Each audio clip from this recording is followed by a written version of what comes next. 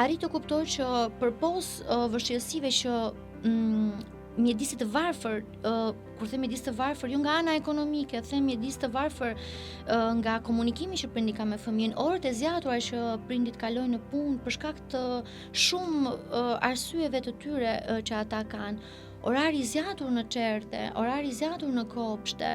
të gjitha këto pa dashur ndikojnë cilësia që këto institucione ofrojnë për fëmijët. Pra është një zinxhir që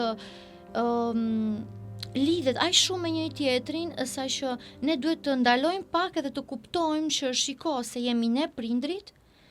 janë persona që merren me jetën e fëmijës, janë çerdhet, janë kopshtet, pra shkolla, janë të gjitha këto të cilat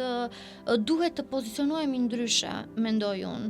dhe duhet vërtet të japim një edukim dhe një përfshirje më cilësore